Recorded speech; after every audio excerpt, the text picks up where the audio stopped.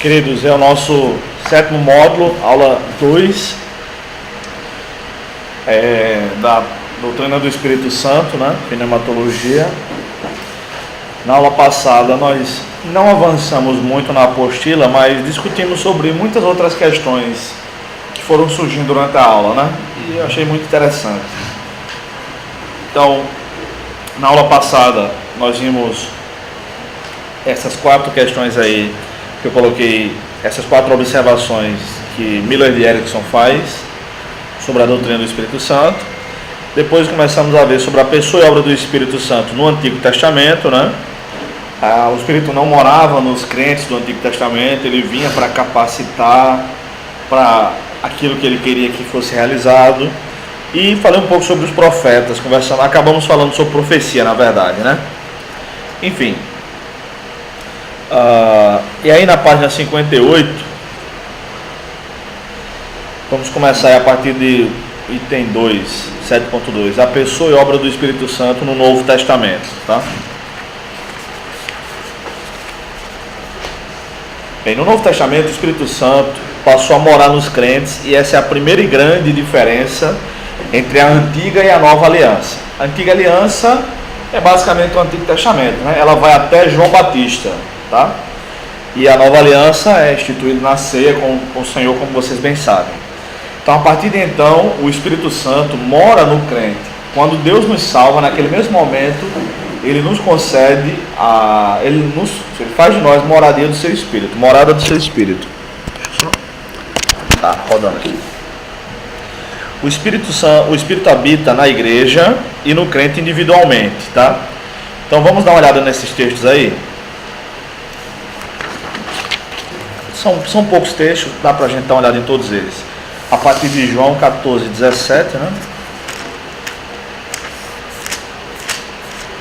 Vou pedir a ajuda de vocês, tá? João 14, 17. Diga aí. O Espírito da verdade o mundo não pode receber, pois não o vê e não o conhece. Mas você o conhece, pois ele habita em vocês, agora e depois estará em vocês. Esse texto fala do Espírito habitando na igreja, na coletividade. Quem pode ler o texto ali? 1 aos Coríntios. Se alguém destruir o santuário de Deus, Deus o destruirá, porque sagrado é o santuário de Deus, que sois vós. Sois vós, mais uma vez é plural. O Espírito habita, Deus habita na igreja como um todo. E esse de 6,15, pode ler também? 1 aos Coríntios 6,15. Não sabeis que os vossos corpos são membros de Cristo? E eu, porventura, tomaria os membros de Cristo e os faria membros de meretriz? Absolutamente não. 6,15 é isso? É, Okay. 1 Coríntios 6,15. Vossos corpos são membros de Cristo, tá? Plural. E... falando no caso de você adulterar, né? Se for com uma prostituta. Isso. Aí é um pecado porque nossos corpos são templo do Espírito Santo. Quando se envolve com uma meretriz, Prostitui, né? se prostitui porque se torna só carne. Isso. E o Espírito habita também no crente individualmente. Eu vou ler aqui João 14, 23, diz assim: Jesus lhe respondeu: se alguém me amar, obedecerá a minha palavra, e meu Pai o amará, e viremos a ele e faremos nele morada. Veja que aqui é individual. Então o Espírito habita tanto na coletividade da igreja, isto é, nos salvos, e aí só Deus sabe quem é salvo e quem não é, de verdade. Mas o Espírito habita também nos salvos individualmente, tá? A maior parte dos textos fala do Espírito habitando na coletividade. Mas esse e o outro aí, que é o de Romanos, alguém lê, por favor? Romanos 8, 9. Vós, porém, não estáis na carne, mas no Espírito. Se é que o Espírito de Deus habita em vós. Mas, se alguém não tem o Espírito de Cristo, esse tal não é dele. Esse tal, ou seja, também fala da individualidade, tá? Então o Espírito faz. Amém. Neto, você veio semana passada? Vi. Tá, tem a apostila aí? Ok. Você tem, né, irmão? Eu vi. Então o Espírito, irmãos, habita na coletividade da igreja e habita na individualidade também, tá bom? Nós estamos na página 58, 7.2, segundo parágrafo. Essa questão aqui é muito interessante, gente. Veja só. É o Espírito Santo quem convence o homem de sua pecaminosidade, né? Esse texto aí de João 16 é o texto que diz isso, que é o Espírito Santo que, quando ele vier, convencerá o mundo do pecado, da justiça e do juízo, tá bom? Então, não é pela nossa eloquência, conhecimento, proximidade, afetividade, não é por nada, absolutamente nada, que as pessoas se convencem da nossa pregação, é pela atuação do Espírito. Mas veja só, esse convencimento é feito por meio da pregação, e não devemos pensar que por conta disso não devemos nos empenhar na pregação do Evangelho. Porque tem gente que diz assim: não, para que estudar tanto? Para que fazer um curso como esse? Para que demorar tanto tempo preparando uma pregação? Não é o Espírito Santo quem convence? É, mas como é que ele convence? Pela palavra. Então, nós devemos fazer a nossa parte, que é nos esmerar na pregação do Evangelho, seja ela individualmente, como a gente chama de evangelismo, né? Seja ela para um grupo. E eu estou falando pregação aqui, é pregação ou ensino, tá? Sermão ou aula. Toda vez que a gente for compartilhar a palavra de Deus, devemos fazer a nossa parte, que é, como a gente diz, fazer a tarefa de casa, né? Nos preparar, estudar adequadamente e confiar que o Espírito vai convencer as pessoas. Exato. Falando do Espírito também, nem todo pregador ele tem o Espírito Santo. Defina aí. Veja bem, 1 João capítulo 4 diz assim: amados, não deis crédito a qualquer espírito, antes provai os espíritos se procedem de Deus, porque muitos falsos profetas têm saído pelo mundo afora.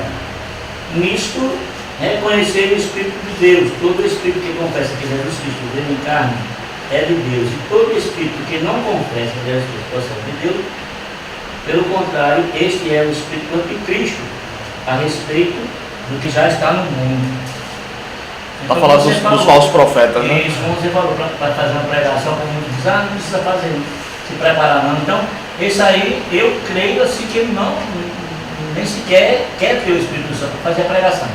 Porque quando você quer ter o Espírito Santo do Senhor, você se dedica a Ele.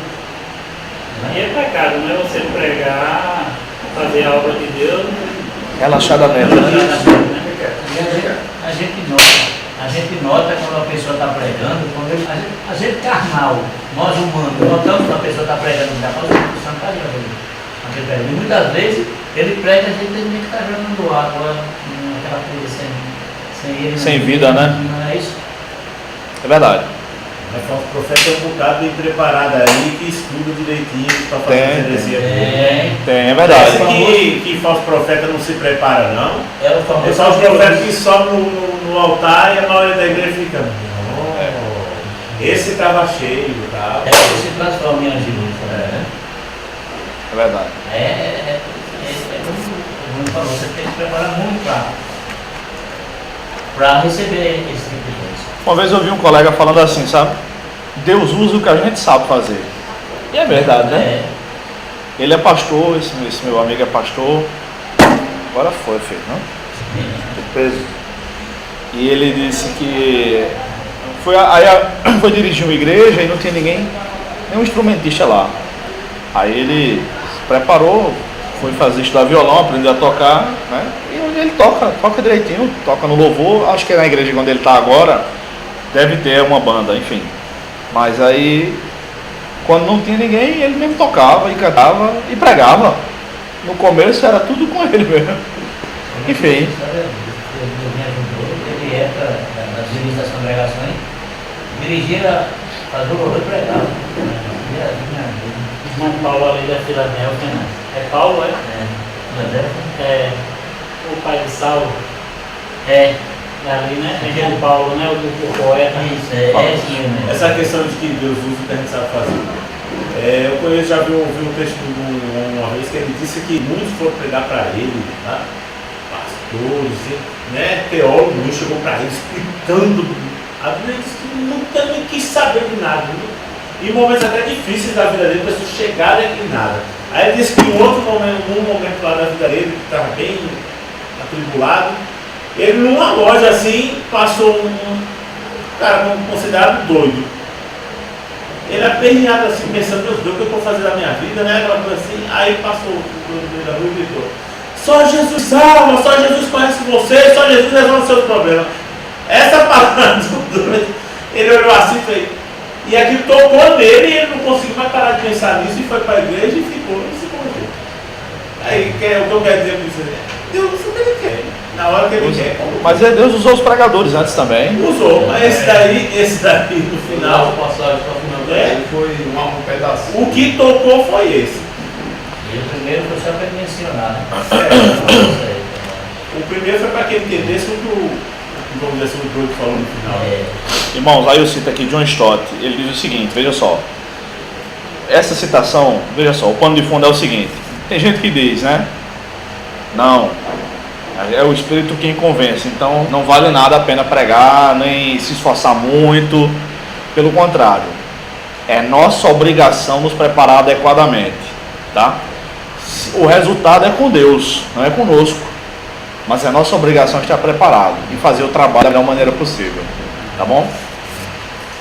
Aí John Stott diz o seguinte: se disserem que não podemos levar em conta a mente humana na pregação evangelística porque ela está obscurecida, né, a ideia de obscurecida pelo pecado, como a gente já viu em outros modos, só posso responder que os apóstolos tinham outra opinião.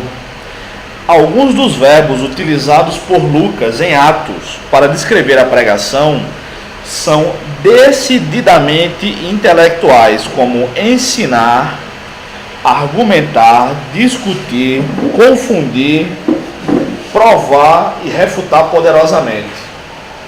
Vejam essas passagens todas aí de Atos, que é de onde Stott tira essa sua conclusão.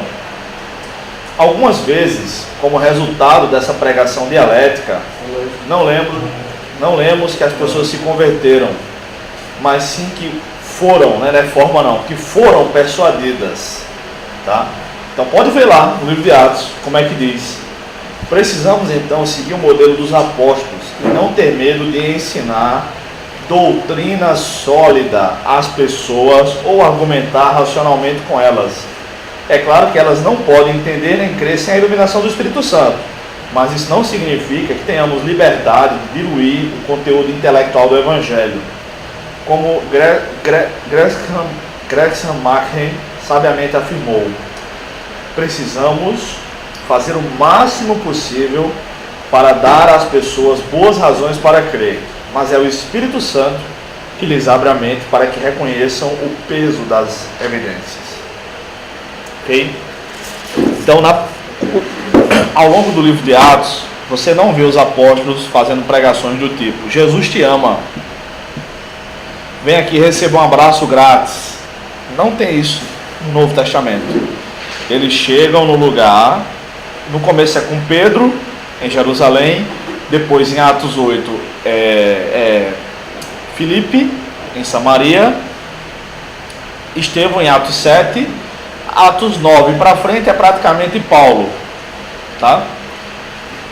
Então cada vez que eles chegam para pregar, eles ensinam e vão confrontando os ouvintes com as verdades que estão ensinando. Então é assim que nós devemos fazer, porque era assim que os apóstolos faziam e foi assim que Deus registrou para nós na palavra dele, tá? Isso também nos leva a pensar o seguinte, irmãos, que muitas vezes as pessoas ficam ruminando o que a gente ensina para elas.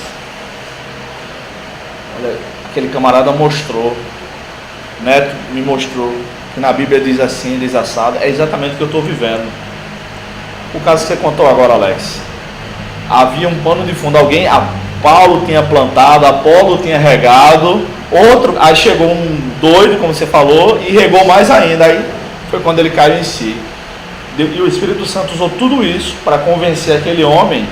E cada um pode também pensar como foi que o Espírito Santo nos convenceu da necessidade de Jesus Cristo. É pela pregação da palavra, é pelo conhecimento através da palavra. A fé, a Bíblia diz, vem pela palavra de Cristo. Romanos 10. Então é a palavra que nós devemos pregar. A nossa confiança deve ser não nas nossas próprias ferramentas ou na nossa capacidade, mas no Espírito Santo. Então Deus usa o pregador erudito, como usa o Hernandes Dias Lopes, que é uma bênção. Como seria bom se tivesse um daquele em cada estado, pelo menos. Nem diga em cada cidade, mas em cada estado. Já pensou? 27 Hernandes Dias Lopes no Brasil? Meu amigo, o Brasil não ia aguentar não, ia tremer esse chão aqui. E Deus usa também o pregador analfabeto, que diz para o mod de quê, para mod de onde, o problema. Deus usa qualquer um. Isso não é questão quem Deus usa. Deus usa qualquer pessoa. A criação fala sobre Deus, nós já vimos isso, Salmo 19 fala isso. Nós vemos na Escritura anjos dando mensagens de Deus para José não deixar Maria, e outras mais mensagens que vocês conhecem. Nós vemos uma jumenta falando, literalmente era uma jumenta falando, um animal. Então a questão não é quem Deus usa, é o que nós devemos fazer. Nos preparar, pregar, mas confiar sempre em Deus. Me permitam contar um testemunho. Quando eu ia pregar, eu sempre ficava muito nervoso. Mas eu fico nervoso. Falo em público quase todos os dias da semana, mas eu ainda fico um pouco nervoso. Depois, eu já conheço muito mais você. No primeiro mês eu não estava à vontade como eu estou hoje. Não estava, claro que não. Agora eu conheço muito melhor vocês. Mas eu ficava muito nervoso. E um dia eu fui pregar e um dos meus pontos do sermão lá era confiar na palavra de Deus. Eu lembro ainda qual era o texto, qual era o sermão, enfim. E aí eu fiquei pensando, né? Puxa vida, eu não estou confiando em Deus, não é em mim. Parece até que eu estou confiando em mim, eu pensei, sabe? Então eu tenho que deixar esse nervosismo passar mais, deixar só o suficiente para saber que bate um coração ainda aqui dentro e que tem um sangue vermelho correndo aqui dentro das minhas veias, mas tem que relaxar mais, confiar mais em Deus, confiar que vai dar certo, que eu vou conseguir concluir o sermão, que o povo vai entender, tá? Que Deus vai abençoar. Então desde esse dia eu fiquei pensando, eu vou falar em confiança na palavra de Deus, mas eu não estou confiando. Como é que eu vou pregar isso, né?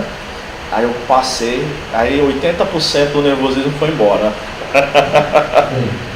Claro que ainda tem, faz parte, tá? Boa. Mas aí eu passei a confiar mais em Deus, não em mim, menos em mim e mais em Deus. Já aconteceu assim, de você preparar o sermão, de você perder aquilo que você anotou, e chegar na hora do seu próprio na Bíblia e não encontrar? Não. Aconteceu comigo também, faz tempo disso. Eu fui no lado, passei uma semana preparando o sermão, não cheguei lá, eu abri a Bíblia e caguei. Ainda outra em casa. Não aconteceu não. Aconteceu eu já ir dar aula e não levar a Bíblia. A Bíblia que eu sempre uso, né? Mas aí, graças a Deus, era um texto que eu já dei muitas aulas e aí qualquer Bíblia resolvia. Mas aí não. Graças a Deus não. Já passei outros perrengues, esse não. Agora a Deus que eu já vi essa nota todinha. Vai mastigando e tem tanta dificuldade. Mas a Deus do Senhor, né? Ilumina minha mente. Amém. Eu fiquei até errado no texto. Você tem essa apostila aqui? Você estava semana passada? Não. Vou contar só um caso aqui. Conte aí. Página 58. Ele tinha, assim, gostado de fazer oração comigo. Ah. Assim, o novo convertido, fez que a oração muito mais palavras intelectuais, muito mais né, é forte. Eu soube de um cara que orava assim, Senhor, doutor Deus. Aí foi o que ele fez, ele pegou, anotou a oração, anotou todinha, fez uma oração anotada, colocou na Bíblia. Se caso alguém me peça para orar, todo mundo baixa a cabeça e fecha os olhos, aí né? Resultado, não encontrou. Estava na Bíblia e não encontrou. Depois de um tempo ele falou, não entendo, mano. Aí vai brincar com ele. Meu Deus do céu. Vamos lá. Estamos na página 58, no último parágrafo aí, meu irmão. A atuação do Espírito de Deus no cristão acontece o tempo inteiro, tá? Ele nos guia, intercede por nós, essa intercessão é constante, tá? Ela não para. Nos consola nos momentos de dificuldade, nos entristece quando pecamos. Eu quero que vocês leiam, vamos ler esse texto quando terminar aqui, tá? Nos santifica, enfim, é o Espírito Santo quem faz de nós cristãos de verdade. Nós só somos crentes mesmo por causa do Espírito. Tá? Vamos ver esse texto aí de 2 Coríntios 7, por favor. Ele não é muito conhecido, não é muito lembrado. Nos entristece, isso mesmo. O Espírito Santo não só nos alegra, nos entristece quando pecamos.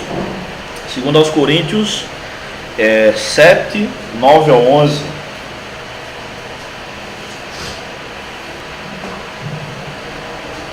Quem pode ler, por gentileza? Agora me alegro, não porque fostes contristados, mas porque fostes contristados para arrependimento. Pois fosse contristados segundo Deus, para que de nossa parte nenhum dano sofresseis.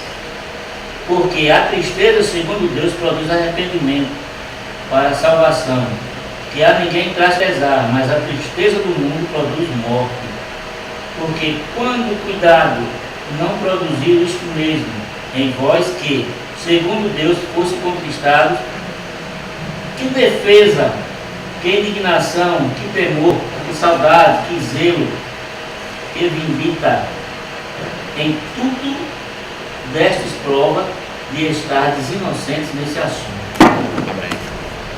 Ou seja, Paulo diz que ficam felizes, não porque o povo lá de Corinto ficou triste, foi entristecido, pelo Espírito Santo, mas porque foram entristecidos para o arrependimento. Não foi qualquer tristeza, não.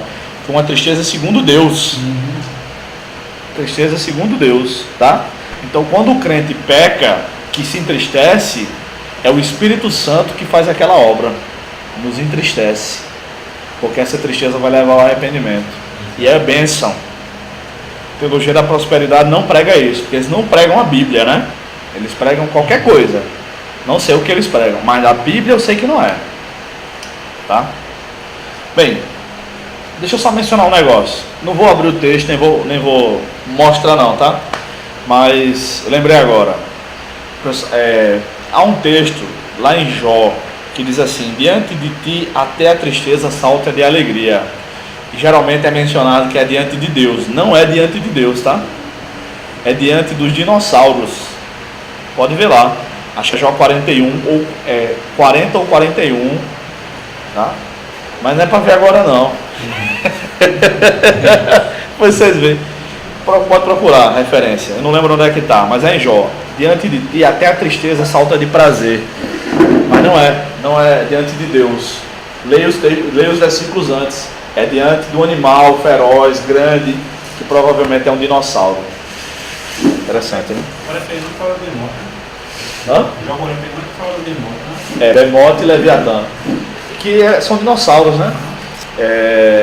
A revista Almeida Corrigida e Fiel traduz como o hipopótamo, mas diz que a cauda do Bemote é do tamanho de um cedro. Produz a sombra, tamanho de um cedro. E o hipopótamo, a cauda é desse tamanho, né? Sua cauda é forte como um cedro, e os tendões de sua coxa são entrelaçados. Lê aí. Aí é o versículo seguinte que diz, né? Não, esse é o 40:17. Tá bom. Vamos lá, irmãos. Então, já vimos um pouco sobre a atuação do Espírito no Antigo Testamento, agora no Novo Testamento. Agora vamos ver sobre a divindade do Espírito Santo, tá? Ele é Deus. O Espírito Santo é Deus, o Pai é Deus e o Filho é Deus. Vocês conhecem aquele irmão? Quem é que tem Instagram? 2. Somente? Tá. Ficou acanhado. 3. Vocês conhecem aquele Brother Bíblia Arte? É um rapaz, deve ter mais ou menos a minha idade. Ele desenha. Mas ele é um desenhista profissional, sabe? Ele faz desenho do tamanho de uma moeda de 10 centavos. Faz desenho qualquer tamanho. Aí ele vai para as igrejas, palestra para as crianças. Está tocando o telefone agora. Faz treinamento para os professores. Enfim, então ele faz muitas artes e coloca na internet. Ele fez essa semana sobre a Trindade. É muito interessante.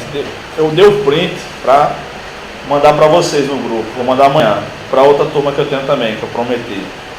sobre a Trindade. Aí eu elogiei ele lá. Essa arte aqui, nem sei se é dele, na verdade, a ideia, mas foi ele. Eu vou mostrar para vocês. Ó. Ele coloca assim: Pai, Filho e Espírito. Aí é Deus, e aí por fora eu vou mostrar para vocês. Não é. O Pai não é o Espírito não é o Filho não é o Pai, nem é o Espírito. Ficou muito show. Ó, bacana.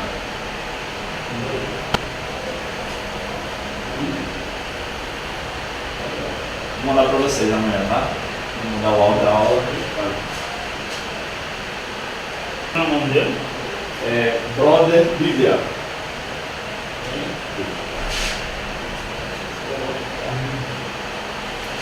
Vale a pena, ele faz altos desenhos. Ele é presbiteriano, eu acho que ele é do Rio de Janeiro, não tenho certeza não. Ele roda muito aquelas igrejas presbiterianas. Geralmente é nas presbiterianas, porque eu acho que ele é presbiteriano, né? Enfim, ele é um artista, sabe? Muito show o trabalho dele. Bem, e aí, deixa eu lhe mostrar também. Vou mostrar todo mundo pelo mesmo preço, vou mostrar você também. O Pai, Filho e Espírito. Não, o Pai não é o Filho não é o Pai, o Filho não é o Espírito. Aí, o Pai é Deus, o Filho é Deus, o Espírito é Deus. Gostou? Vou mandar no grupo amanhã, tá? É criativo. Hã? É criativo. Pois é, cara. O Pai não é Filho. Achou aí, foi? Esse bicho é desenrolado. Olha aí. Vamos lá. Então, a divindade do Espírito. Algumas, não são só essas características do Espírito, como sendo Deus a mais, tá? Primeiro, ele é Deus. Vamos fazer o seguinte: cada um de nós lê uma letra dessa com o texto bíblico, pode ser? Começar por mim, aí vai contigo, pode ser? Primeiro, ele é Deus. Atos 5:3, Atos capítulo 5, versos 3 e 4. Então Pedro perguntou: Ananias, por que Satanás encheu o teu coração para que mentisses ao Espírito Santo e ficasses com uma parte do valor do terreno? Enquanto possuías, não era teu? Era, né? Não precisava vender. E depois de vendido, o dinheiro não estava em teu poder? Dava, fazia o que quisesse com o dinheiro, né? Como planejaste isso no coração? Não mentiste aos homens, mas a Deus. Ele diz aqui no começo que ele mentiu ao Espírito Santo, e no final diz que mentiu a Deus. Ele é Senhor, 2 Coríntios 3:18. Mas todos nós, com o rosto descoberto, refletindo com o espelho a glória do Senhor, somos transformados de glória em glória na mesma imagem, que vem do Espírito do Senhor. Ok. Então ele é chamado aí de Senhor, tá? O Espírito, a glória do Senhor, o Espírito do Senhor, tá bom? Alex, pode ser, por favor? Ele é eterno. Hebreus capítulo 9, verso 14.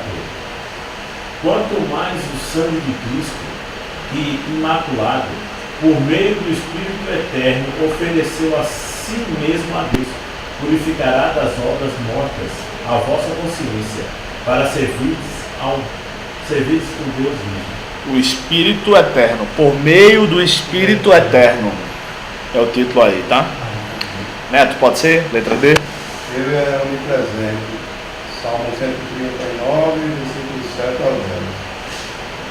Para onde me ausentarei do teu Espírito? Para onde fugirei da tua presença? Se eu subir ao céu, lá tu estás. Se eu fizer minha cama nas profundezas, tu estás ali também. Se tomar as asas da alvorada, se habitar nas extremidades do mar, ainda ali a tua mão me guiará, e a tua mão direita me sustentará. Obrigado. Veja só. Nesse salmo aí, provavelmente é de Davi, esse salmo, ele faz comparações assim hiperbólicas, tá? Então quando ele diz assim, se fizer a minha cama nas profundezas pra gente é uma palavra que está ligada ao inferno, né? Ou mar, é verdade. Mas aí é o seguinte, é a tradução da palavra Sheol. Então na Bíblia de vocês, em alguma delas, a atualizada, deve estar Sheol. Sheol é sepultura. Então ele está falando aqui, se eu fizer a minha cama num buraco bem fundo, é disso que ele está falando, tá bom? Então Sheol às vezes traduzido como profundeza, mas é uma sepultura, sepulcro. E aí a ideia é de um buraco, certo? Niki, pode ser? Ele é onipotente. Lucas 15:35. O homem respondeu: o Espírito Santo virá sobre ti, e o poder do Altíssimo cobrirá com a sua sombra. Por isso aquele que nascerá será santo e será chamado Filho de Deus. Ok, o Espírito Santo foi quem gerou Jesus Cristo na barriga de Maria, tá? Então veja que quando a Bíblia fala assim, quando Jesus diz assim, eu vou enviar o Espírito, o outro Consolador, é só um recurso para a gente entender, porque os três são coeternos, tá? É o Espírito que gera o Filho, aí, mas é o Filho que envia o Espírito mais à frente, tá ok? Você pode ler, Jota, por favor? Letra F. Ele é onisciente. 1 Coríntios 2, 10, 15. Deus, porém, revelou-se a nós pelo seu Espírito, pois o Espírito examina todas as coisas, até mesmo as profundezas de Deus. Pois, quem conhece as coisas do homem, senão o Espírito que está nele? Assim também, ninguém conhece as coisas de Deus, a não ser o Espírito de Deus. Ok. Então ele sabe de todas as coisas. Ele conhece a mente de Deus. Ele é onisciente, sabe de tudo. Gruden diz assim, né, sobre a onisciência de Deus, que Deus conhece todas as coisas num ato simples. Ou seja, Deus sabe de absolutamente todas as coisas, reais e possíveis ao mesmo tempo. A gente esquece, né, de coisas, até de coisas que a gente usa sempre. Não sei, professora, se você esquece de alguma fórmula lá da tabela periódica. Eu esqueço de versículos que eu uso todo semestre às vezes. Não é? Depende muito de como a gente está, da nossa saúde, né? Lembra aquele dia que eu vim dar aula meio dopado com antialérgico? Nossa, nem eu estava acostumado comigo assim naquele ritmo. Eu falo ligeiro, sou meio agitado, estava devagar. Aí a pessoa não lembra. Deus não, o Espírito Santo é chamado de onisciente, tá? Ele sabe de tudo. Borges, por favor. Não te chamei de Barbosa ainda hoje, Borges. Ainda não. Romanos 8:11. Ele diz assim: se habita em vós o Espírito daquele que ressuscitou a Jesus dentre os mortos, esse mesmo que ressuscitou Cristo Jesus dentre os mortos, vivificará também o vosso corpo mortal por meio do seu Espírito que em vós habita. Ou seja, o Espírito é quem nos concede vida. No começo, na criação, foi Deus Pai quem concedeu vida, literalmente falando, ao ser humano. Jesus concede vida também, e o Espírito Santo também concede vida àquele que crê em Cristo. Ele é quem nos dá vida. Aliás, foi o Espírito Santo quem ressuscitou Jesus Cristo, é o que o texto está dizendo. E também nos ressuscita espiritualmente, né? Junão. Ele inspirou nas criaturas. Escrituras. Romanos 8:11. Não, rapaz, tu tá todo atrapalhado. Tu estás apaixonado, Júnior. Revela logo. Pois a profecia nunca foi produzida por vontade humana, mas homens falaram da parte de Deus, conduzidos pelo Espírito Santo. Amém. Então, veja só, quantas evidências da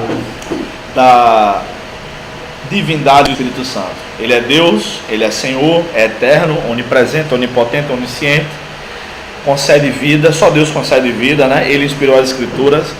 Aliás, essa coisa de só Deus concede vida, cientistas cristãos, viu, Jota? Gostam de apelar para a lei da biogênese, não é ela? Que diz que a vida só vem da vida, né? A camarada colocou um pedaço de carne coberta e um pedaço de carne exposto. O pedaço de carne coberto não nasceu nada dali, bicho nenhum. O exposto sim, porque vinha outros bichos, mosca, e pousava lá e depositava, sei lá, Joda pode explicar melhor isso aí, mas aí foi gerando vida de não vida boa, né? Não foi um passarinho que saiu. Essa parte da biologia, não vai Hã? contar, não. Essa parte da biologia. É verdade, é verdade. É verdade. Bem, mas você é a mais próxima da cientista que tem na sala aqui. Né? Falando nisso, quando eu fazia o ginásio na época, faz pouco tempo, acho que em 1974, Sei. Pelé estava no Cosmos.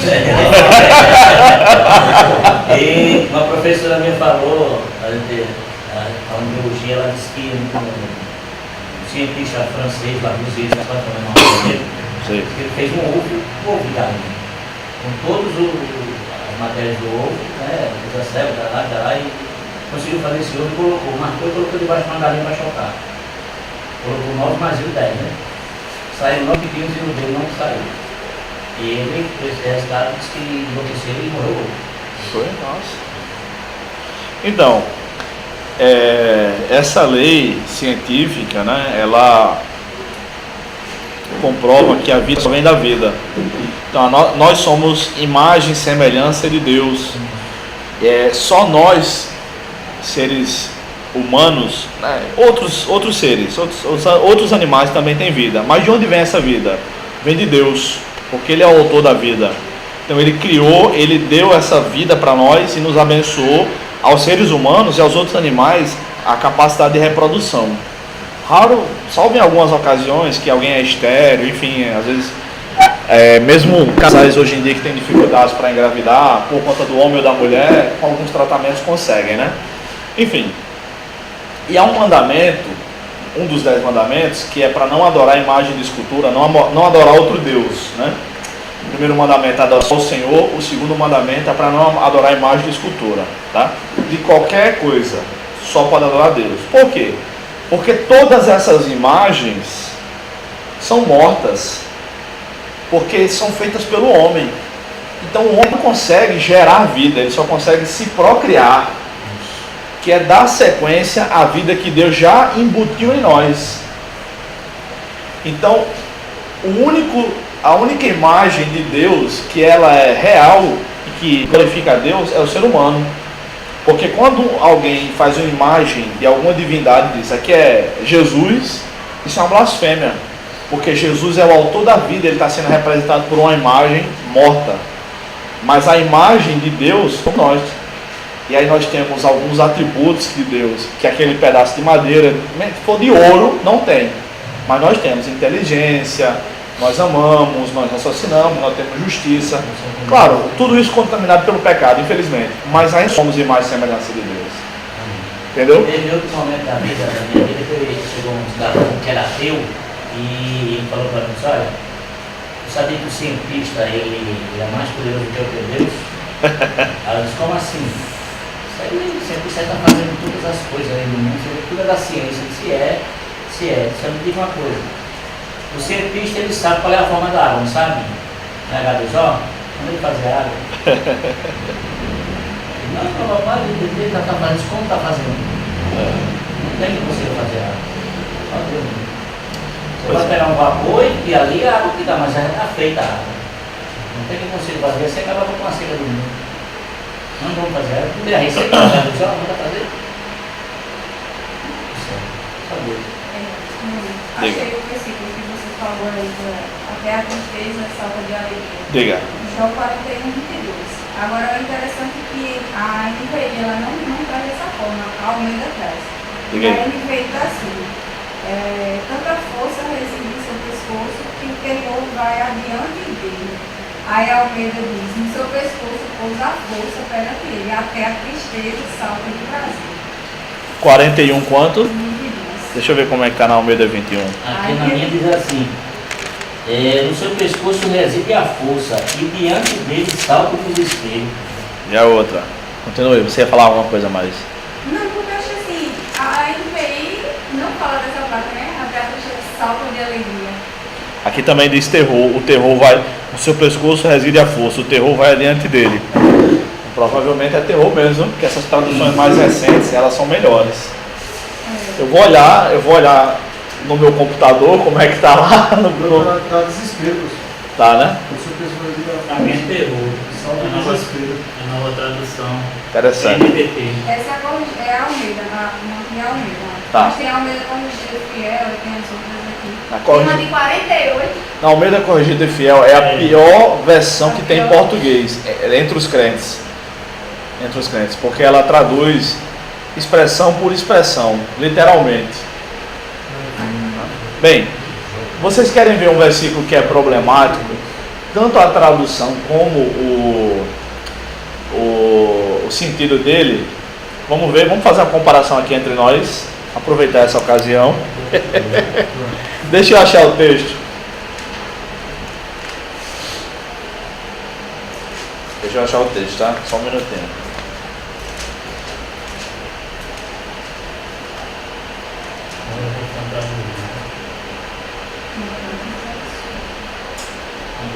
E a sua força está no pescoço e a cara dele mete medo em todo mundo.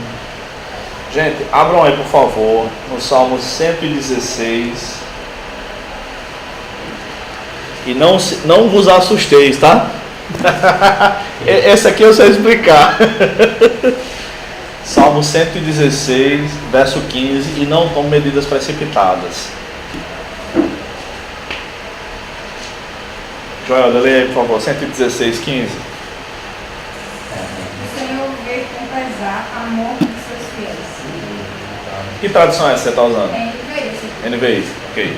E preciosa é aos olhos do Senhor a morte dos seus santos. Tá, tem outra versão? É a O mesma? Senhor se importa profundamente com a morte dos seus fiéis. Que versão é essa, gente? Nova versão traduzida. Preciosa é a vista do Senhor, a morte dos seus santos. Essa tradução aqui dele é a clássica. Hã? É o Inferior da Almeida Revista Corrigida. Tá, lê de novo aí, por favor. Preciosa é a vista do Senhor, a morte dos seus santos. Tem outra aí, tradução ainda diferente? NVI. NVI. Almeida 21 diz assim: a vida dos ela é diferente. A vida dos seus seguidores é preciosa aos olhos do Senhor. Nem a morte, é a vida. E aí? Qual é o correto aí? Por que aconteceu? Então, geralmente a gente. Não vou me deter muito tempo não, tá? Mas vamos ver um pouco sobre isso.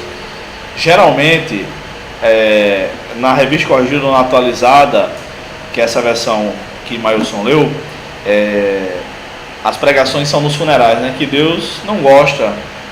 Aliás, que Deus gosta quando morre um crente, não é? Porque preciosa é a vista do Senhor, a morte dos seus santos. Só que veja só, quando nós comparamos com todas essas versões, a NVI diz como? O Senhor vê com pesar a morte dos seus fiéis. Deus vê com pesar. A NVT aí, Júnior? Agora eu mudei, eu botei para a linguagem de hoje. Na linguagem de hoje, pronto. O Senhor Deus sente pesar quando se vê morrer os que são fiéis a Ele. Então, eu vi. Agora, a NVI ela faz uma referência aqui no final. Diga. Ela diz assim: ou para o Senhor é preciosa a morte dos seus fiéis. Ok.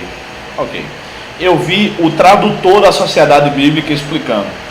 O cara que traduz esse texto. Quando a gente lê precioso, a gente pensa que é algo bom. Mas precioso é algo custoso, que ele está falando aí, o que o salmista está falando. É algo caro. Tá bom? E aí muda o sentido, né? Caro, custa muito. Então, na verdade, é como se fosse um prejuízo para Deus. Eu estou explicando, gente, tá? Uma turma de teologia, estou explicando para novos convertidos, não. É como se fosse um prejuízo para Deus. Na verdade, é um prejuízo para a obra de Deus na terra, quando morre um crente. Porque é menos um servo dele nessa terra para testemunhar de Deus. E aí esse texto é difícil de traduzir, porque esse é o sentido. Mas a palavra que é utilizada pelo salmista é preciosa. Mas não é precioso porque é bom, é precioso porque é caro. E um comentário meu aqui dizendo assim: precioso significa zelar com grande cuidado. Mas não é entender isso, né? Quando a gente compara nessas novas, né? Porque nas antigas não dá não, é o contrário, né? Eu mesmo fiquei surpreso quando eu vi Almeida 21. Quando eu vejo uma tradução nova, eu vou em alguns versículos específicos, sempre. Tá? E aí, fui a vida dos seus seguidores, assim, né? Porque Deus, na verdade, não gosta quando morre um crente. Nem o ímpio. Deus não gosta quando morre ninguém. Tem crente que gosta, quando o povo leva a facada, só porque o cara não vai votar nele. Mas uns crentes sem vergonha, diga-se de passagem. Pô, não faz, não, mas eu odeio ele, não vou votar nele. É bom que morra mesmo. Tá bom, se você viu isso na Bíblia, né? Vamos lá. Irmãos, item 7.4. Ficou esclarecido, irmãos, sobre a morte dos santos aí? É difícil essa, né? Essa é difícil. Tá vendo a vantagem de ter muitas traduções? E essas mais recentes, elas são excelentes. A NVT, a NVI, agora saiu a... Eu estou usando mais a NVT. Não, ela é fantástica. Eu comecei a ler ela de Gênesis hoje. Quero ler ela todinha. Ela é muito, a tradução dela é muito... Ela não é tão linguagem de hoje, mas assim, ela também ela vai para a linguagem de hoje, mas também não perde aquela... É, porque ela não é paráfrase, que na linguagem de hoje é paráfrase, essa é a tradução, mas é com o vocabulário de hoje. Cronologicamente ele mudou alguma coisa?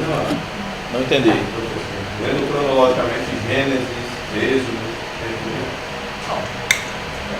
Muda nada. porque sistematicamente ler Gênesis e depois Mateus. Não muda nada. O que pode haver é o interesse do leitor, né?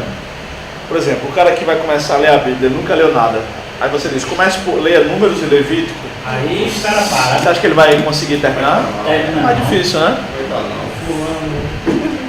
Pode não sei o Novo Gênesis já é rico, fulano gerou fulano e viveu não sei quantos anos, fulano gerou não sei Só quantos. Deus sabe ela que Então, o novo convertido tem aqueles evangelhos de João, que é muito distribuído, né?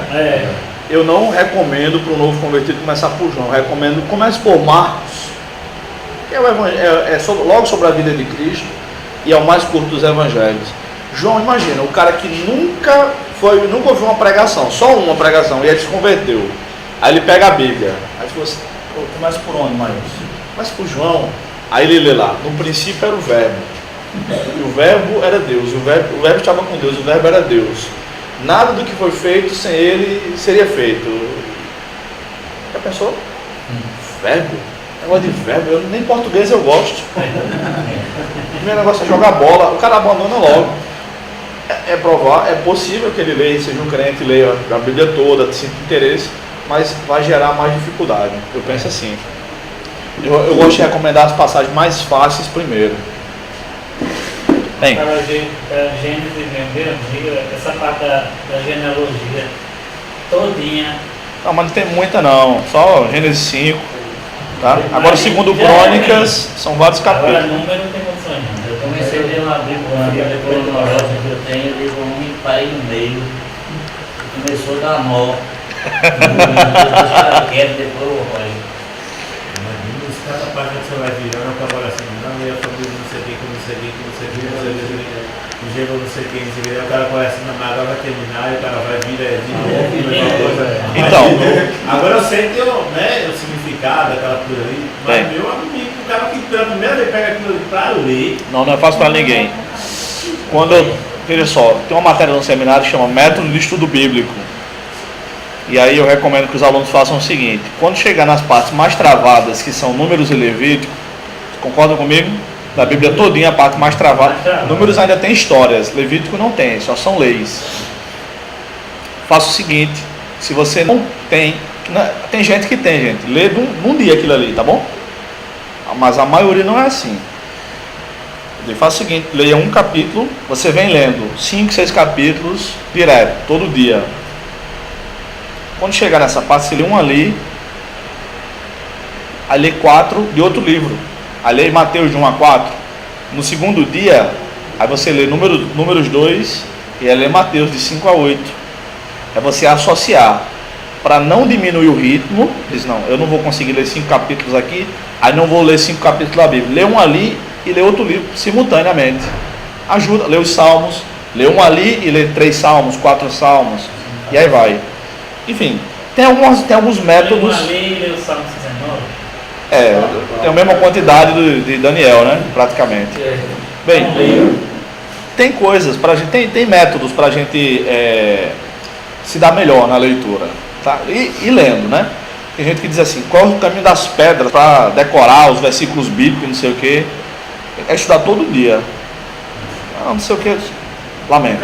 Cada um tem Tem seu ritmo, né? Tem seu ritmo e cada um tem sua técnica de memorizar, né? Outra coisa, se você começar a pensar em decorar texto, você vai começar a encontrar dificuldade. Então você Só se leia. você comprar um quadro e todo dia você escrever um versículo ali e fica olhando, Todo dia você está decorando. Sabe aquele cara Champlin, Russell Norman Champlin? Já mencionei sobre ele aqui. Ele tem umas ideias meio bizarras, mas o cara, a obra dele é incontestável. Ele publicou mais de 50 mil páginas. Tá pra tu? Tá bom pra tu, Chico? E ele disse o seguinte, né? Ele deu uma entrevista aí tem uns 3, 4 anos, que nem foi muito popular, mas agora caiu no YouTube, eu assisti esse ano. Ele disse que quando era mais jovem, ele morreu aí tem uns 2 meses mais ou menos. Quando era mais jovem, ele decorou as cartas de Paulo e Hebreus. E ele brincava com a esposa e os filhos em casa. Eles diziam a referência e ele citava o texto. Ou ele dizia uma passagem e ele dizia a referência. Das 14 cartas. Se a gente se esforçar, é porque se a gente... Ah, não, mas ele tem uma memória... Claro, o cara que escreveu 50 mil páginas, ele não é normal, ele é superdotado. Claro, com certeza. Mesmo assim, se a gente se esforçar para decorar, se você quiser, você decora. O aprendizado acontece de duas maneiras: afetividade ou interesse. Aquilo que marca, a gente aprende. A afetividade você falou aí no ponto X mesmo, porque quando você gosta daquilo ali, você decora, como uma música. Quando aquilo te emociona, se aprende. Por isso que a gente não decora as pregações que não foram marcantes para nós, mas as que foram marcantes a gente lembra, tá? E interesse. Eu nunca aprendi a fazer cálculo direito. Sei fazer as 4 operações, me viro, tá? E fui levando até terminar o ensino médio. Eu odiava o ensino médio, até hoje eu tenho um pesadelo. Odiava o ensino médio, assim, no fundo do meu coração. Eu trabalhava feito um cachorro o dia todinho em pé. Nossa, eu dormia, quase não dormia, vivia doente. Foram 4, que eu reprovei um ano no ensino médio, pra vocês terem ideia, eu reprovei um ano, tá? Enfim, quando eu comecei a estudar teologia de maneira formal, aí eu, meu amigo, agora acabou o tempo ruim, agora interesse, né? Interesse. Não queria estudar matemática, não estudava mesmo, fazia o que tinha para fazer. Os professores também não foram marcantes, né? De matemática. Não, eu tive um professor de física que até fazia a coisa fazer sentido. Um só. Em 4 anos. Tá? E aí ele usava as fórmulas para a vida. A professora de matemática chegava e dizia: quanto é delta? Delta é igual a B ao quadrado menos 4AC. Eu digo: para que serve isso? Para mim só serviu o delta, né? Alfa, beta, gama, delta e por aí vai. Vamos lá. Hein? Vamos lá, irmãos. 7.4. Expressões bíblicas trinitárias. Há 3 expressões aí, 3 versículos, né, ou passagens, que falam na mesma passagem das 3 pessoas da Trindade. Mateus 28:19. Nós devemos batizar em nome do Pai, do Filho e do Espírito Santo, tá? 1 aos Coríntios 12. Veja que aqui a sequência da Trindade não é a sequência da teologia. Veja, há diversidade de dons, mas o Espírito é o mesmo, tá? Espírito não é, nós não consideramos o Espírito Santo a terceira pessoa da Trindade. Isso é teologia. Na Bíblia nem sempre vem assim. A teologia serve para a gente tentar organizar o que a Bíblia ensina na nossa mente e para a gente transmitir também. Há diversidade de ministérios, mas o Senhor é o mesmo. E há diversidade de realizações, mas é o mesmo Deus quem realiza tudo em todos. Então, a Trindade está envolvida no batismo e no discipulado, nos dons, na operação dos dons. E aqui é de onde vem a expressão bênção apostólica, que a gente vai ver melhor daqui a 2 módulos em eclesiologia. Nosso próximo módulo é angelologia, aí eclesiologia, escatologia e formatologia. Tá? Então essa expressão é de 2 aos Coríntios 13:13. A graça do Senhor Jesus Cristo, o amor de Deus e a comunhão do Espírito Santo seja com todos vós. Amém. A igreja brasileira criou o hábito de fazer assim com as mãos. Não acho que é pecado, não acho que é ruim, não acho que é feio. Tá? Como se recebesse, né? Pois é. Eu já até mencionei isso aqui. Tem costumes do povo de Deus que são bons, mas são costumes. Assim adora. Canta. E assim recebe. Tá? Mas aí é um costume. Tá? Eu particularmente não tenho esse costume. Tem gente que, dependendo de quem você estiver do lado, né? Sabe que não fizer assim, você é amaldiçoado, né?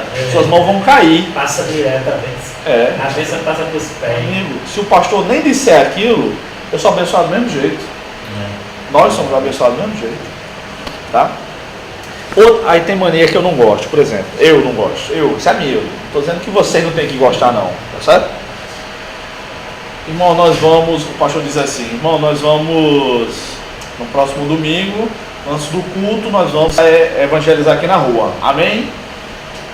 Aí alguns dizem amém. Tal. Aí o pastor diz, se depender desse amém, não vai ter nada. Depende do amém? Eu nunca vi um negócio na igreja depender do amém da igreja. Eu nunca vi. Porque quem disse amém concorda, né? E outra coisa, até... Quem disse amém nem foi. Faltou a pó agora, boys. Essa foi isso. Amém, amém. E nada. É que nem aquela parábola que Jesus conta. O homem que tinha 2 filhos. Um ele mandou ir fazer as coisas, o cabo disse, não, lá eu vou, chego logo cedo. E o outro disse que não ia e foi. Aí Jesus pergunta, quem agradou o pai? O que não falou nada, mas foi. Porque o pai não queria ouvir um amém. O pai queria que o cabo fosse, né? Bem. Outra coisa, já que a gente está falando mal dos crentes, né? É quando um pregador diz assim, não só pregador, né? Qualquer pessoa que vai falar no culto, saúde, graça e paz. E aí pergunta para o povo, amém? É uma pergunta ou uma saudação? Saudação é do tipo bom dia, boa tarde, boa noite. Ninguém chega aí e diz boa noite? Não. Quem chega, como o Cláudio chegou e nós chegaram, boa noite. Eu nem respondi que eu estava lendo quando ele entrou. Quando ele entrou, eu não estava falando. Aí eu respondi. Graça e paz para vocês. Fala o que tem para falar. Não espere amém de ninguém não, né? Vamos lá, gente. Ainda tem que dizer assim, o amém fraco. Meu Deus, Acho que obrigado seria melhor. A graça e a paz para vocês. Obrigado. Porque não está dando, né? A gente ganha pouco, mas se diverte. Faz sentido, cara. Vamos lá. E o povo diz assim, às vezes a pessoa não é nem crente, passa por mim e dá a paz do Senhor. Mas se o cara não tem a paz, vai dar o quê? Vai dar o que não tem? Vai dar o que não tem, né? Não tem como, né? Teve uma vez, quando eu era novo convertido, aí teve um camarada que se converteu, um rapaz. Eu acho que ele era usuário de droga, sabe? Antes. Aí se converteu lá na igreja, lá em Campina Grande. Ele era mais velho que eu, assim, uns 3, 4 anos. Enfim, aí passou aí pro... Você não fica quieto, né? Ele passou aí pros cultos, né, e tal. E aí depois do culto do sábado, que geralmente culto de jovem é no sábado, na minha época era, né? Aí a gente saía pra lanchonete, enfim. Aí o perrengue danado naquela época era difícil. Anos 2000, 2001, era complicado, né? Antes de Lula, né? Felicitado. Depois, era antes. Então, antes de Lula era complicado, depois melhorou, exatamente. Vamos lá. Então, aí, por exemplo, eu lembro de uma vez que a gente foi na farmácia, eu, Sérgio era o líder dos jovens, e esse menino, eu não lembro o nome dele. Tinha outros. Aí eu entrei na farmácia, o Sérgio foi no balcão, e esse menino entrou também, eles ficaram na porta, né? Só esperando. Todo mundo que ele via, ele dava paz do Senhor. Todo mundo, crente, macumbeiro, satanista. Aí eu acho que eu fui me pesar, sei lá, eu fui lá alguma prateleira lá. Aí eu ouvi, né? Ele foi lá, foi no balcão, apareceu. Eu acho que ele leu aquele ir saudar a todos com a graça e a paz do Senhor. A todos, né? Eu acho que ele foi literalmente a todos. Aí quando a gente saiu, aí fui entrar a turma assim, aí eu falei, ô Sérgio, cheguei assim, Sérgio é menor que eu, aí, Sérgio, o balconista é crente? Eu sei, né? Esse boy é doido. O bichinho. Pelo menos não chegou xingando, né? Vamos lá. Vamos deixar de falar da vida dos outros. Viu? Vocês ficam me provocando. Maílson é o pior que tem. Vocês veem calado assim, esse calado é o pior. Irmãos, esses nomes do Espírito Santo, tá? Essa lista eu peguei aí de Brankoft, do livro Teologia Elementar, tá? E lá ele comenta um pouco sobre cada um desses nomes aí, mas eu coloquei só os nomes mesmo, tá? Então, o Espírito Santo aparece com vários nomes. Ele não tem um nome próprio, assim como Jesus tem o nome. Jesus é o nome de Deus Filho, tá? Porque ele viveu aqui na Terra e precisava de um nome. O Espírito não. Ele tem nomes que sempre apontam para Deus, tá bom? Para a santidade de Deus, ou enfim, ou só é chamado de Espírito. Então, primeiro ele é chamado o Espírito, tá? Aí em 1 Coríntios 2,10, Deus, porém, revelou-se a nós pelo seu Espírito, pois o Espírito examina todas as coisas, até mesmo as profundezas de Deus, tá? E é pelo Espírito que Deus se revela a nós, que é o Espírito Santo. Espírito Santo é outro nome aí, está em Lucas 11, 13. Se vós, sendo maus, sabeis dar boas coisas aos vossos filhos, quanto mais o Pai Celestial dará o Espírito Santo aos que o pedirem. É quando Jesus está falando sobre oração aí em Lucas, né? Lucas 11. O Espírito Eterno, que acho que foi Alex que leu esse texto aí já, na outra passagem aí, da apostila. O Espírito de Deus, não sabeis que sois santuário de Deus e que o seu Espírito habita em vós, tá? Espírito de Jeová ou do Senhor, tá? Lembra que toda vez que aparecer Senhor, escrito assim, tudo maiúsculo, é a tradução do tetragrama, YHWH. Tetra. Vocês estão enxergando essa tinta? Não. Tá? Tetragrama. Grama em grego quer dizer letra. E tetra é 4. Vocês lembram de Galvão, né? Então são 4 letras. E a pronúncia, lembra? A gente não sabe a pronúncia porque os judeus simplesmente pararam de pronunciar. Então, Yahvé, alguns falam Yahvé, outros Yahvé. Geralmente os católicos, teólogos católicos. E tem bons teólogos católicos, tá? Javé. E aí, para dar o nome Jeová, houve uma mistura com as vogais do nome Adonai. Isso aqui é hebraico, tá?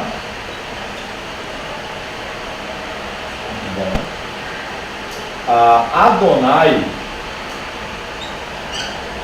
significa Senhor em hebraico. E está sempre assim na Bíblia, com S maiúsculo, só o S. Tá bom? Lembram uma passagem que aparece as duas formas? É o Salmo. Na Bíblia de Jerusalém, no Antigo Testamento, sempre tem Yahvé no lugar do Senhor. Pronto. É uma tradução ecumênica, a Bíblia de Jerusalém. O Salmo, agora melhorou. 110, verso 1. É assim: disse o Senhor, Borges, só um minutinho. Disse o Senhor ao meu Senhor. É assim que está lá. Salmo 110, 1. Que é Deus dizendo a Deus. E aí em Mateus 22, Jesus explica que Deus Pai está falando a respeito dele mesmo, de Jesus. Tá bom? Então eu coloquei aqui o Espírito, a letra E, o Espírito de Jeová ou o Espírito do Senhor, que na verdade no hebraico tá o Espírito de Yahvé. Ok? Alguma pergunta, alguma dúvida?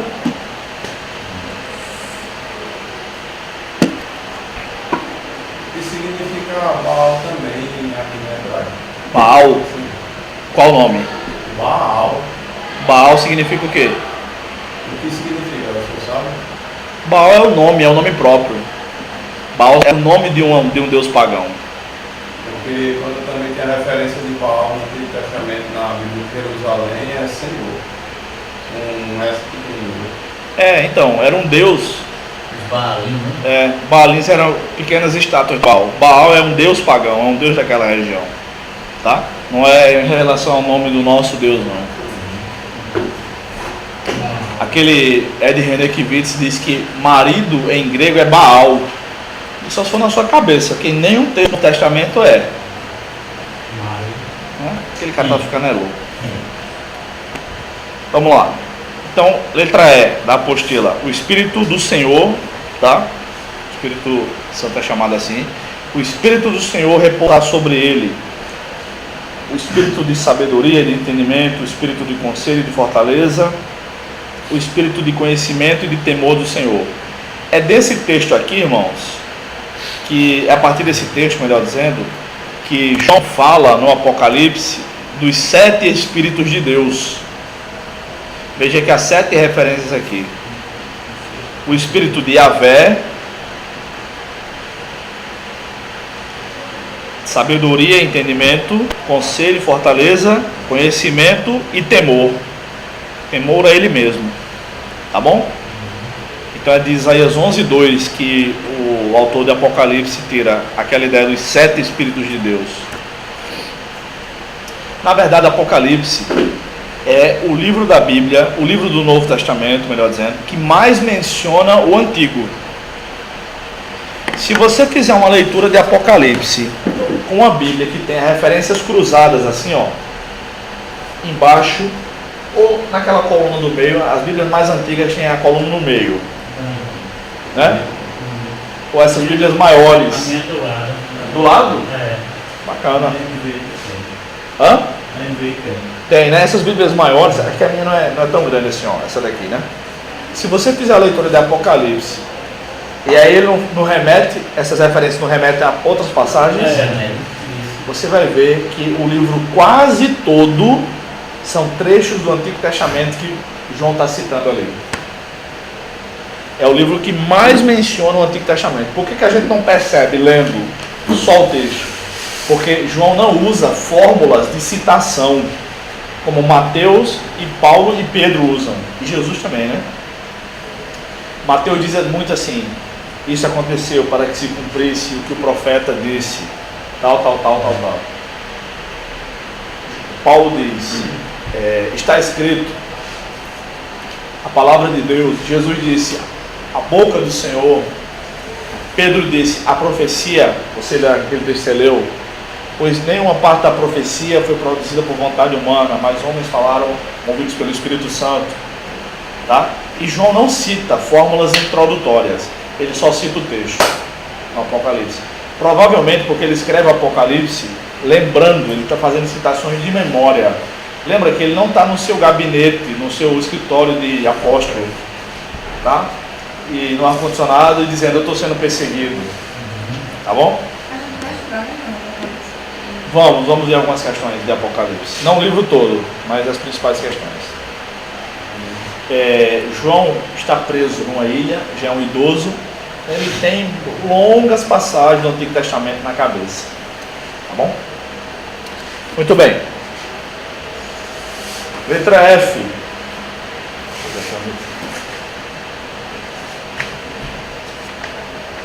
Letra F. O Espírito do Senhor Deus. Veja, é o Espírito de Yahvé Deus, que é mencionado aí, tá? A explicação que eu acabei de dar aqui desses nomes se aplica aqui também, a letra F. E é Isaías 61. O Espírito do Senhor Deus é o Espírito de Yahvé Deus. Yahvé é o nome próprio de Deus, né?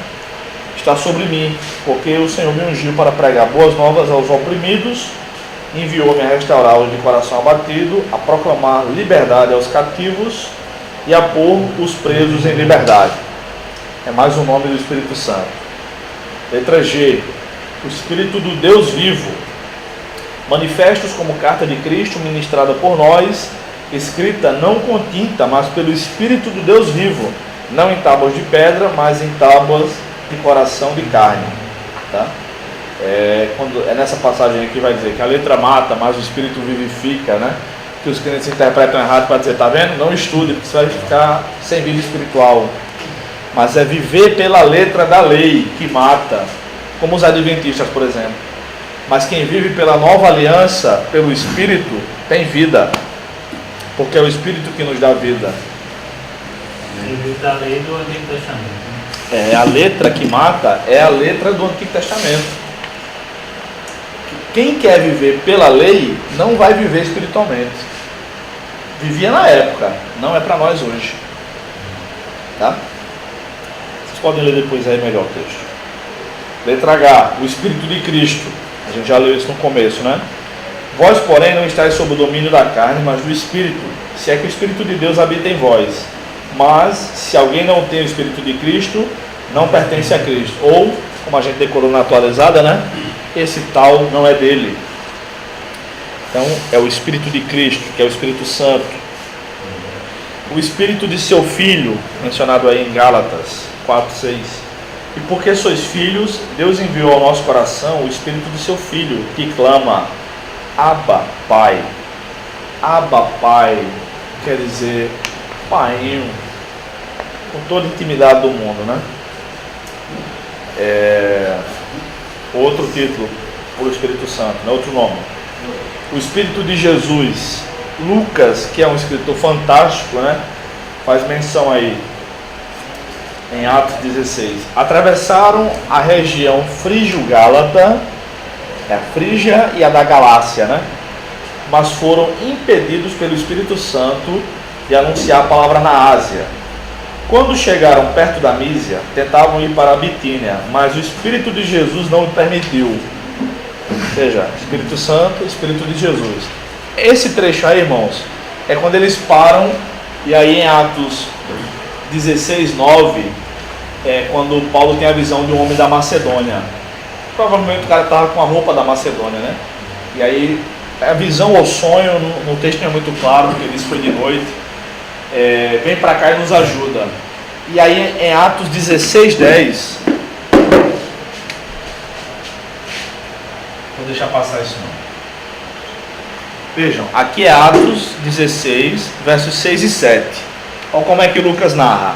Atravessaram eles, né? Foram impedidos, eles chegaram, tentavam. Atos 16:10 não é assim. Alguém está com o texto aberto aí? Atos 16:10. Por favor. Enquanto ele teve esta visão, procurávamos logo partir para a Macedônia. Ok, até aí. Aí Lucas já está na história. Procurávamos. Então, a partir de Atos 16:10, Lucas entra na história. Lucas está na história. Ele entra aí. E até o final do livro, ele narra se incluindo na história.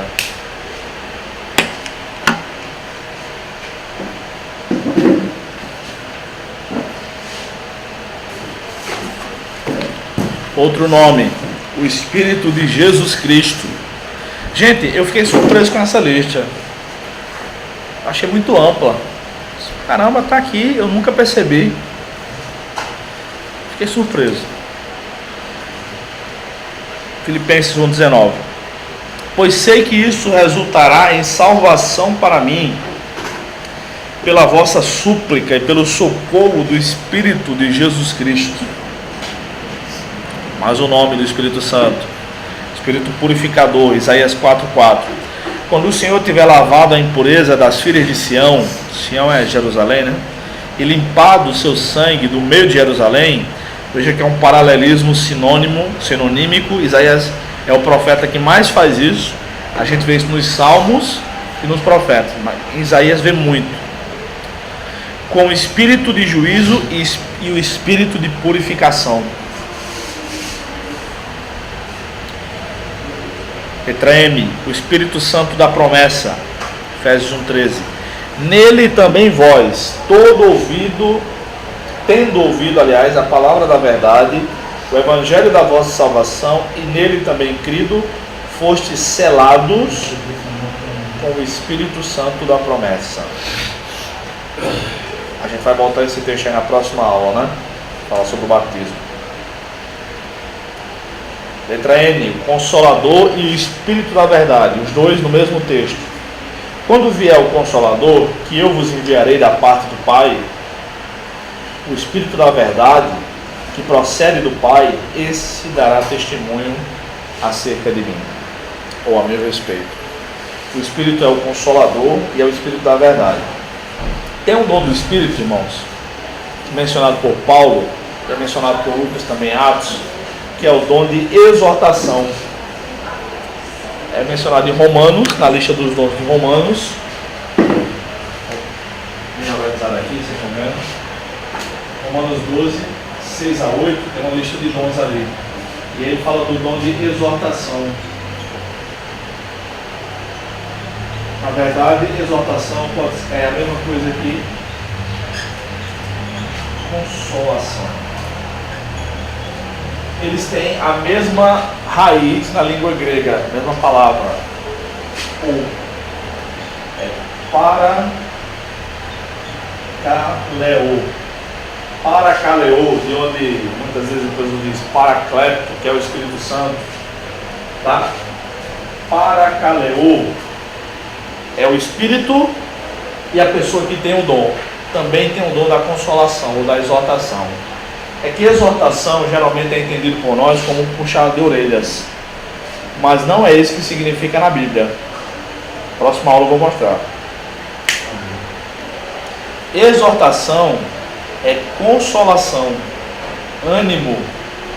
Quem tem o dom de exortar não é o que tem o dom de puxar a orelha dos outros, não. É o dom de levantar a pessoa. E aí Barnabé tem esse dom, porque o nome dele não é Barnabé, é José. Barnabé é o apelido por causa do dom, filho da consolação. Já pensou? Então Deus nos consola por meio do Espírito e também por meio de outras pessoas. E também a gente pode ser usado por Deus para consolar outros, né? Letra O, o Espírito da vida. Porque a lei do Espírito da vida em Cristo Jesus te livrou da lei do pecado e da morte. Ao longo de Romanos 8, Paulo vai chamar tudo de lei, para facilitar o entendimento lá dos romanos, tá? A lei da lei, né? A lei referente ao Pentateuco mesmo, a lei da morte, a lei do Espírito, tudo ele vai chamar de lei, por uma questão pedagógica, tá bom? Então o Espírito Santo é o Espírito da vida. O Espírito da graça, Hebreus 10, 29, imaginai quanto maior castigo merecerá quem insultou o Filho de Deus e tratou como profano o sangue da aliança, pelo qual foi santificado e afrontou o Espírito da graça, é o Espírito Santo. E por último, dessa lista, o Espírito da glória. Mas alegrai-vos por seres participantes dos sofrimentos de Cristo, para que também vos alegreis e vos exalteis na revelação da sua glória. Se sois insultados por causa do nome de Cristo, sois abençoados, porque sobre vós repousa o Espírito da glória, o Espírito de Deus. Amém? Então veja, são muitos nomes. 1, 2, 3, 4, 5, 6, 7, 8, 9, 10, 11, 12, 13, 14, 15, 16, 17 nomes para o Espírito Santo aí nas Escrituras. Esta é a lista completa? Não sei, essa é a mais completa que eu achei. Não, eu não duvido, viu, jovens, se tiver mais nomes. Os irmãos lembraram de algum outro que não está aí?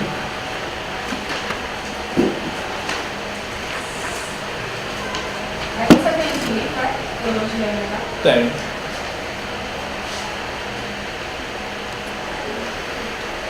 Bem, por hoje é só. Na próxima aula nós vamos encerrar esse conteúdo, tá? E vamos ver sobre o batismo no Espírito Santo e sobre os dons. Alguma coisa sobre isso, tá? Que já é muita coisa. Alguma pergunta, irmãos? Alguma questão? Eu escrevi um livro para isso, né? Em breve sairá, se Deus quiser.